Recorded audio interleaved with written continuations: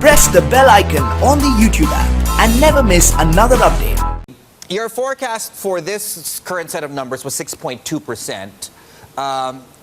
Almost got there, but I guess more importantly, I want to ask you, why didn't you see the recovery as robust as most others in the street had their forecasts for? Yeah, absolutely. So the 6.3% number is not any surprise to our 6.2 forecast, and as also the market was somewhere at a similar level. Now, the reason we were not too worried, even when we saw a 5.7% print in the previous quarter's print, we were very clearly in the camp that believed that this was not a structural slowdown. The major growth drivers in the economy are still in place, and this was some kind of a disruption, though a slightly long patch of disruption due to some one-off events such as the demonetization and after that the GST implementation during the summer. So our sense is that still the high-frequency indicators remain a mixed bag. Quite a few indicators are showing signs of continued uptick, and we should see some more recovery going ahead in the coming 1-2 quarters. What does it do with inflation, though? I mean, I would expect the output gap continues to close here. Why aren't we seeing that come through as far as inflation is concerned? Well, inflation, our sense is that it's broadly in check. In case of India, you need to understand that a large part of the CPI basket is actually food prices.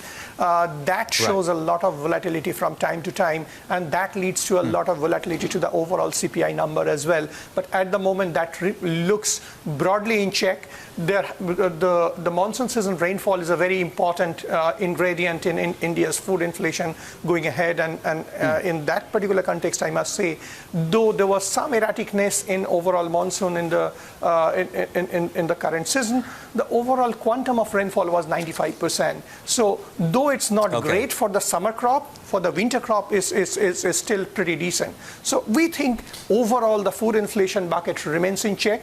Oil definitely is a concern at the moment, but you need to again see the government didn't really slash domestic oil prices that much when international oil prices were falling. So as such, even if international oil prices go up or stay here, we have a bit of buffer that the government can use at this juncture, and we don't really expect inflation to go up dramatically from this point onwards. Though the trajectory will be moving higher, that's known, but incrementally we are getting a sense that it's remaining well under control. Also, the other concern that we had been having 6 months back, that GST could be inflationary, that's also not looking like the case. What's the outlook for the RBI then with next week? I mean, does this number and everything you mentioned change their mind and perhaps they cut, or do you think they'll stay? I think they maintain some kind of a cautious bias, and given that kind of a backdrop, we think this policy they remain on hold. But our sense is that the tone of the commentary remains somewhat balanced, and RBI's policy going ahead remain absolutely data dependent. So if there is room, they might act in either direction. In this particular policy, we think the baseline scenario is that of a hold with a balanced commentary.